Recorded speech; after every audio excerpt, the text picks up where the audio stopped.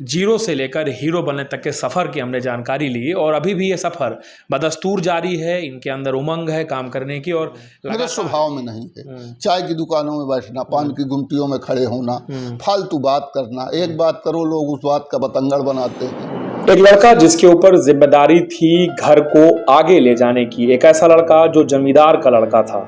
जमीन पर्याप्त थी लेकिन आगे का भविष्य तय नहीं था। एक ऐसा लड़का जिसने बस की कंडक्टरी से लेकर के रेलवे के 1 नंबर के ठेकेदार से लेकर के ब्लॉक प्रमुख और इसके बाद नगर पंचायत अध्यक्ष तक का सफर तय किया। स्वागत है आपका ग्राउंड जीरो में। मैं अनुज हनुमत आपके साथ और आज लेकर आया हूं एक ऐसे व्यक्ति की सच्ची कहानी लेकर जिससे आप इंस्पायर होंगे और साथ ही आप ये भी समझेंगे कि कैसे एक नए सफर को तय किया जाता है और जब मंजिल का पता ना हो इसके बाद भी आप एक कामयाब व्यक्ति बनकर समाज को एक सफल कहानी प्रस्तुत करते हैं जिससे युवाओं को प्रेरणा मिले।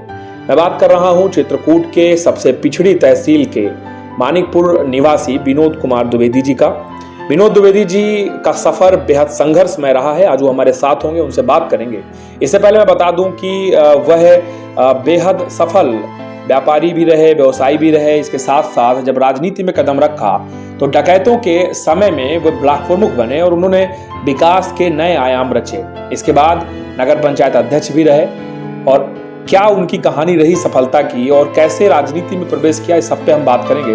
अध्यक्ष जी, आपका बहुत बहुत स्वागत है ग्राउंड जीरो में। सबसे पहले हमारे दर्शकों को आप ये बताइए कि शुरुआत कैसे हुई, कौन सा वो समय था जब परिवर्तन आपको समझ में आया जीवन में और ये लगा कि जमींदार का बेटा आगे बहुत कुछ कर सकता है। अनुज जी, मैं एक जमींदार परिवार में पैदा जरूर हुआ था, लेकिन विरासत में हमारी राजनीति में भागीदारी शून्य थी, व्यवसाय या व्यापार में भी भागीदारी शून्य थी। मात्र एक सहारा था जमीन। हम जमींदार थे, हमारे पास जमीनें थी। पिताजी रेलवे में नौकरी करते थे, जमींदारी ठसका था। किसी अफसर से कोई बात हुई, उन्होंने नौकरी छोड़ दी। उसके बाद केवल मात्र एक काम रह गया, जमीनें बेचना और घर का खर्च चलाना। मैंने इंटर तक की पढ़ाई पूरी की। इंटर तक की पढ़ाई पूरी करने के बाद मेरी शादी हो गई 17 साल की उम्र में। जब मेरी शादी हुई मैं बहुत चिंतित हुआ कि अब घर के खर्चे कैसे चलेंगे, मेरा व्यक्तिगत खर्चा कहाँ से चलेगा। हमारे पास एक स्वराज ट्रैक्टर था 3 साल पुराना। उस ट्रैक्टर से मैंने शुरुआत किया और जीरो से शुरुआत किया। मेरे पास 1 रुपये भी नहीं थे। मेरा एक मित्र था अनिल, उसकी माँ ने 500 रुपया दिया पत्थर गिरवाने के लिए। उसी से मैंने डीजल भरवा के उनका पत्थर गिराना शुरू किया। वहीं से मेरा व्यापार चालू हुआ। धीमे धीमे इसके बाद मैंने थोड़ी प्रगति की ट्रैक्टर से, तो एक रामपुरिया जंगल में मैंने पत्थर की खदान बनवाई, खदान का काम किया। उससे कुछ पूंजी मेरे पास इकट्ठा हुई। जब उससे मेरे पास कुछ पैसा आया तो मैंने 1 साल आंवले का काम किया। जंगल में आंवले का जंगल लिया, नीलामी में आंवले का काम किया। उससे तो कुछ पूंजी अर्जित हुई। उसके बाद जब कुछ पूंजी अर्जित हुई तो मैंने रेलवे में ठेकेदारी शुरू किया। बहुत छोटे, उससे 1 लाख 1.5 लाख के काम, 2 लाख के काम इस तरह लेते थे। लेकिन मैंने अपने जीवन में परिश्रम अटूट किया, कभी पीछे नहीं हटा। और मेरी एक मानसिकता थी कि मैं किसी से उधार पैसा लेके काम नहीं करता था। जितना मेरे पास होता था उसी व्यवस्था में मैं अपना काम करता था। न कभी लोन लिया, न कभी किसी से उधार पैसा लिया। इसके बाद धीमे धीमे बढ़ते गए, काम भी बढ़ता गया। जब काम बढ़ा तो थोड़ी पैसे की आय भी बढ़ी। इसके बाद 2008 में मेरी मुलाकात यहाँ के पूर्व विधायक दद्दू प्रसाद से हुई। क्योंकि उस समय बदमाशों का आतंक था, ददुआ यहाँ फेमस था। उनको चुनाव लड़ना था, कोई व्यक्ति उनका साथ देने के लिए तैयार नहीं था। और असलियत यह है कि मैं दद्दू प्रसाद यहाँ 15 साल विधायक रहे, मैं उनको पहचानता नहीं था। राजनीति में कोई इंटरेस्ट नहीं, जीरो रहा। मेरे पास आए, उन्होंने कहा कि आप मेरा साथ दीजिए। मैंने कहा कि विधायक जी, मैं ठेकेदार आदमी, हर जगह जंगल में जा के काम करता हूँ और मैं बदमाशों से तो पंगा नहीं ले सकता आपके पीछे। चूंकि उनका बदमाशों से मन बिगाड़ था, उनको कोई साथी नहीं मिल रहा था। लेकिन वो फिर दोबारा आए मेरे पास, फिर तीसरी बार आए तो मैंने कहा ठीक है, मैं आपका साथ दूंगा। और जब वो अपने प्रचार के लिए मानिकपुर आए तो यहाँ कई दादुओं को से उन्होंने संपर्क किया, लेकिन सबने मना कर दिया। मेरे पास राइफल थी, एक रिवॉल्वर था, मेरे पास मार्शल गाड़ी थी। मैं गाड़ी लेके मैंने कहा चलिए जहाँ चलना हो, और मैंने घूम घूम के उनके साथ सारी जगह प्रचार करवाया। संयोग रहा कि वो चुनाव जीत गए और मंत्री बन गए, और 6 महीने बाद डकैत ददुआ का भी सफाया हो गया। उन्होंने मुझसे वादा किया था कि आप में राजनीतिक गुण हैं और मैं आपको राजनीति में लाऊंगा। चूंकि यहाँ दिनेश मिश्रा ब्लॉक प्रमुख थे, वो विधायकी का चुनाव लड़ गए। जब विधायकी का चुनाव लड़ गए, विधायक बन गए, तो ब्लॉक प्रमुख की जगह खाली हो गई। तो उन्होंने कहा कि ब्लॉक प्रमुख बन जाइए, लेकिन चूंकि मैं शून्य था राजनीति में, मुझे राजनीति का कोई काखा गाखा आता नहीं था। मैं सोचूं कि ब्लॉक प्रमुख बनूंगा तो क्या करूंगा, कैसे करूंगा, जब मैं कुछ जानता नहीं हूं। ये बात उनसे भी मैंने कही, उन्होंने कहा कुर्सी सब सिखा देती। फिर मैं गया, रानीपुर में बीडीसी का चुनाव होना था, बीडीसी की जगह रिक्त थी। आप वहीं से लड़े? वहीं से लड़े, रानीपुर और ये गिद्धौरा से। मेरे सामने एक बहुत धुरंधर व्यक्ति आया चुनाव लड़ने के लिए, जो राजनीति का पुरोधा था, जिसे पूर्व सांसद भैरव प्रसाद का भांजा था। दिनेश मिश्रा वर्तमान विधायक थे, और मैं तो जीरो था, मेरे पास एक ताकत वही दद्दू प्रसाद थी। तो गया चुनाव लड़ने। चुनाव में काफी कुछ जोर आजमाइश की गई, लेकिन मैं पीछे नहीं हटा, लड़ा चुनाव। और उन लोगों के द्वारा फर्जी वोटिंग भी कराई गई, सब कुछ कराया गया एक प्रकार। चूंकि मैं इसमें मर्मज्ञ नहीं था, कुछ जानता नहीं था, लेकिन हनुमान जी की कृपा थी कि मैं 6 वोटों से चुनाव जीत गया। वो भी एक समय था बदलाव का। हाँ, एक बदलाव का समय था। 6 वोटों से चुनाव जीत गया। जीतने के बाद फिर ब्लॉक प्रमुख का चुनाव हुआ। ब्लॉक प्रमुख लड़ा मैं, ब्लॉक प्रमुख में मेरी अच्छी खासी जीत हुई। फिर ब्लॉक प्रमुख का भी मेरा कार्यकाल बहुत अच्छा रहा। मैंने उसमें भी, अच्छा, बहुत महंगा चुनाव कहा जाता है ब्लॉक प्रमुख, तो आपके समय में क्या ऐसा हुआ था? खरीद महंगा था? महंगा था जी, महंगा था, बिल्कुल था। और सत्ता पार्टी की तरफ से कोई दबाव उस तरीके से सपोर्ट रहा होगा?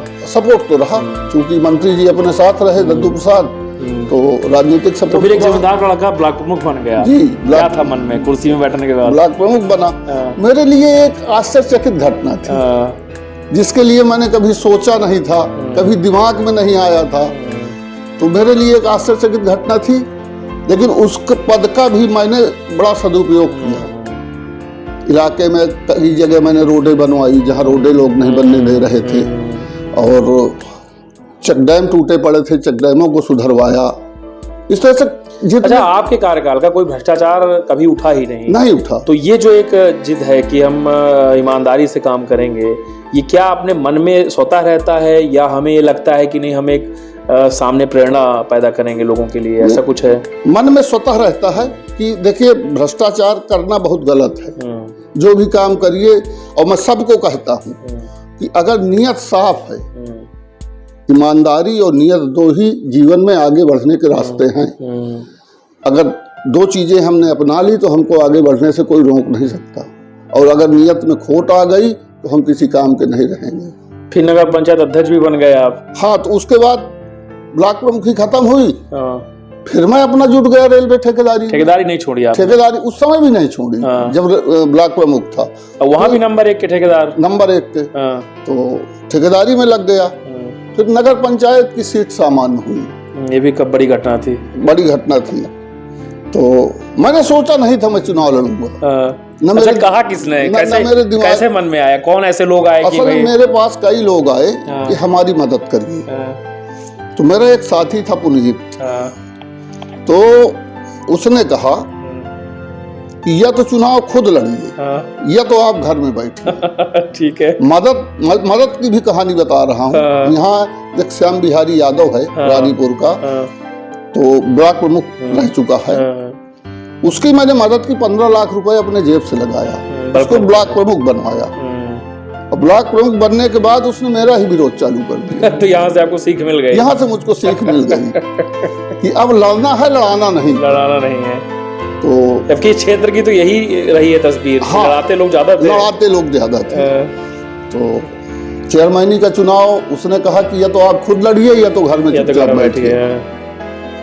लेकिन मेरे मन में एक जिज्ञासा थी, जब हम मानिकपुर की रोडों से निकलते थे इतनी जाम की स्थिति बनती काफी थी, सकरी रोडें थी, काफी सकरी रोडें थी। अच्छा, यहाँ सारे 80 चेयरमैन रहे, तो उस नगर पंचायत की भ्रष्टता देख के मन में कहीं ना कहीं था कि यार इसको साफ सुथरा किया जाए। एक जिज्ञासा थी मन के अंदर कि नगर को अच्छा बनाया जाए। तो मैं लड़ गया चुनाव, लड़ गया, संयोग रहा, जीत गया।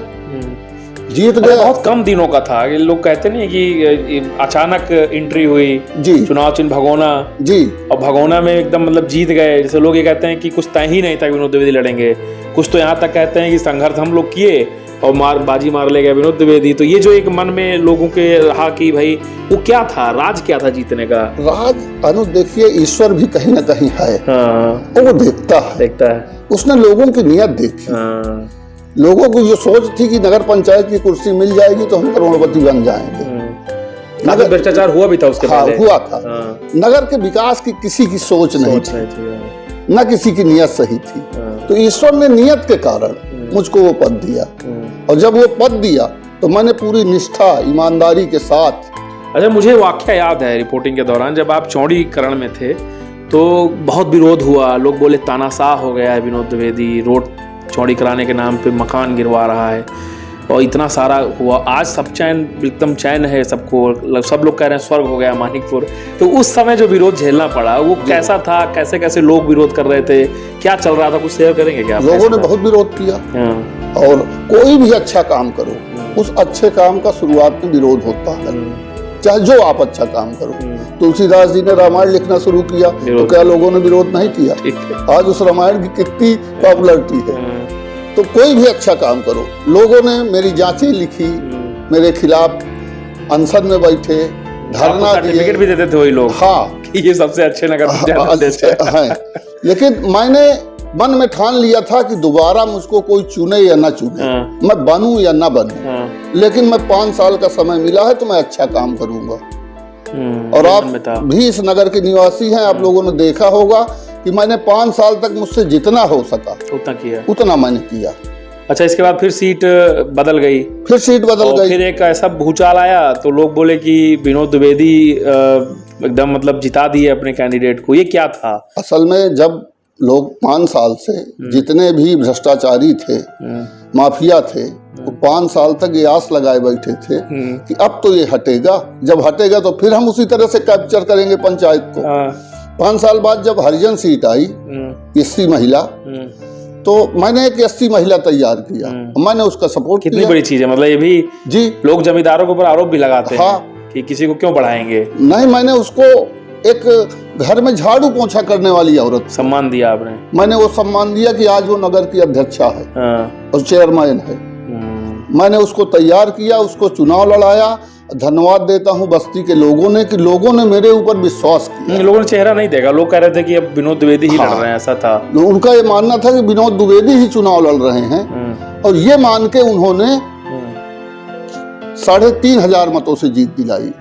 तो क्या इसके आगे अब विधायकी तक आगे कैसे? अभी कुछ सोचते नहीं आप? मैं सोचता कुछ नहीं अनुज कभी जो सामने आ गया। अच्छा, एक वाकया बड़ा इंटरेस्टिंग रहता है, जैसे आज के लड़के हैं वो अंदाजा नहीं लगा पाते। वो क्या समय था जब आप बस चलती थी, और वो समय याद करके आप कैसा लगता है कि किस तरीके का टाइम था वो करबी से मानिकपुर, और बड़ा संघर्षशील रहा होगा? बहुत संघर्षशील रहा। असल में बस में मैं 1/3 का पार्टनर था। बस एक जब ट्रैक्टर से और खदान से कुछ पैसा इकट्ठा हुआ तो एक बस हम लोगों ने खरीदी। मानिकपुर से टिकरिया चलवाते थे, तो वहाँ मानिकपुर से डकैत एरिया था, उधर डकैत एरिया था। लेकिन बहुत संघर्ष झेले, बता तो रहा हूँ आपसे, बहुत संघर्ष। अच्छा, कोई ऐसा वाक्य आपको याद हो जिससे लगता हो कि हाँ ये मैं अगर ना किया होता तो आज यहाँ ना होता? निर्णय, कोई ऐसा निर्णय शुरू में जो ऐसा आपको कभी भी आज भी याद आता हो कि हाँ ये कर दिया तो ठीक है? मन के अंदर सदैव एक कौतूहल होता था। हम लोगों को देखते थे कि अच्छी गाड़ियों में चल रहे हैं, 4 असलहाधारी पीछे बैठे हैं, तो हम लोगों के लिए सपना था वो चीज। सोचते थे कि यार क्या कभी हम भी इस लाइन में पहुंच सकते हैं। उस हिसाब से हमने अपनी मेहनत बढ़ाई, और बहुत मेहनत किया, दिन रात अटूट मेहनत किया, दिन को दिन नहीं समझा, रात को रात नहीं समझा। ठेकेदारी में भी मतलब रात में 12-12 बजे तक साइट पे खड़े होकर काम करवाता था मैं। कभी आपने विकल्प नहीं चुना ना कि अपने को धूप ना लगे दूसरे को लगे? ना ना, ऐसा कुछ नहीं। मेरे मुनीम मुंशी माथा पकड़ के बैठ जाते थे, मैं खड़ा रहता था। अच्छा, एक दिन में आप 500 किलोमीटर का सफर तय किए गाड़ी से? हाँ किया हूँ। 500 नहीं, मतलब 700 किलोमीटर। सुबह यहाँ से 4 बजे मैं निकलता था और 9:30-10 बजे झांसी पहुंच जाता था। दिन भर वहाँ काम करता था, खाना भी नहीं खाता था। ड्राइवर को पैसे देता था, तुम जाके खाना खा के आओ।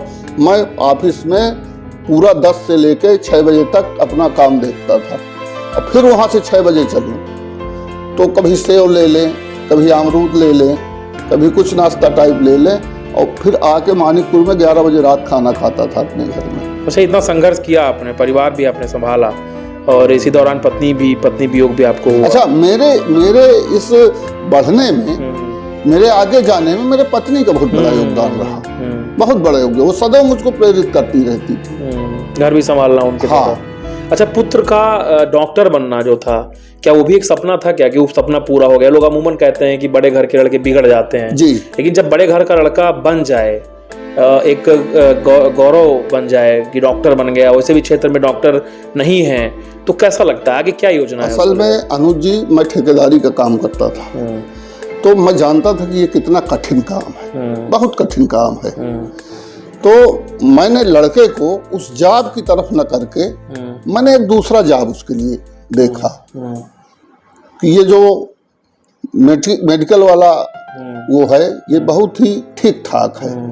और मैंने उसको भी प्रेरित किया कि बेटा मेहनत करो, पढ़ाई करो, अपनी लाइन चेंज करो। ईश्वर ने हमें सब कुछ दे रखा है, अब तुम अपनी जीवन यापन के लिए अपनी लाइन बना लो। और उसने मेहनत किया, सफल हुआ। बाहर नहीं भेजा आपने? अपने मानिकपुर में ही यहाँ के लोगों की सेवा में लगा दिया है? भाव है क्या कुछ क्षेत्र के लिए कि? हाँ बिल्कुल है, बिल्कुल है। उससे मैं कसम रूप से कह रहा हूँ, मैंने उससे कहा है कि देखो बेटा, पैसा कमाने की नीयत से बहुत काम न करना, तुम्हारा जीवन यापन हो, लोगों की सेवा हो। यहाँ कोई भी MBBS डॉक्टर नहीं है, सब झोला छाप डॉक्टर हैं, लोगों से लूटते हैं, मार डालते हैं, मर्ज कुछ है, दवा किसी चीज की करते हैं। तो इस भाव से इसके पहले अभी वो 2 साल मेडिकल कॉलेज बांदा में रहा, मैंने फिर वहां से रिजाइन करवा के मैंने कहा तुम यहीं अपना अस्पताल खोलो, जो कुछ भी ईश्वर दे रहा है उसमें संतोष मानो और यहाँ लोगों की सेवा करो। युवाओं को क्या मंत्र देंगे, क्योंकि आज का युवा बहुत कम अपने आप बारे में सोचता है भविष्य? युवाओं से मैं कहना चाहूँगा कि किसी भी क्षेत्र में, किसी भी व्यवसाय में, जहाँ भी रहें, अपना मन साफ रखें, अपनी नीयत साफ रखें, ईमानदारी मूल मंत्र। ईमानदारी रखें काम, ईमानदारी रखें काम। वो चाहे जिस तरह की ईमानदारी हो, ईमानदार होना चाहिए। अच्छा, आपके बारे में एक अंतिम प्रश्न ये भी कहा जाता है कि आप अपने काम से काम रखते हैं, आप ना किसी का कोई अनभला करने का सोचते, काम से सीधे घर आ जाना। ये जो एक नीति है, क्या ये बनाई है आपने या आपको विरासत में मिली? ये कैसे आपने चैलेंज स्वीकार? ये मैंने बनाई है, मेरे स्वभाव में नहीं है। चाय की दुकानों में बैठना, पान की गुमटियों में खड़े होना, फालतू बात करना, एक बात करो लोग उस बात का बतंगड़ बनाते हैं। इसलिए सीधे अपना काम और अपना घर ही अपना ठिया है। यहाँ 10 लोग आ गए, बैठे, पूरे नगर के बारे में, सब लोगों के बारे में एक आम चर्चा हुई, उससे कई सारी जानकारियाँ मिल जाती हैं, नगर की सब पता चल जाता है। चलिए, धन्यवाद ग्राउंड जीरो से बात करने के लिए।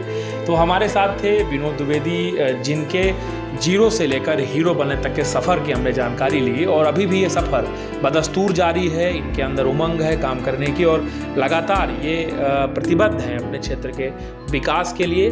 अपने ही नहीं, अपने बेटे के द्वारा भी ये चाहते हैं कि समाज की सेवा होती है। फिर मिलते हैं किसी एक नई सच्ची कहानी के साथ और जानने का प्रयास करेंगे कि आखिर उनका मूल मंत्र क्या है और जिससे आप सभी को प्रेरणा मिल सके। धन्यवाद।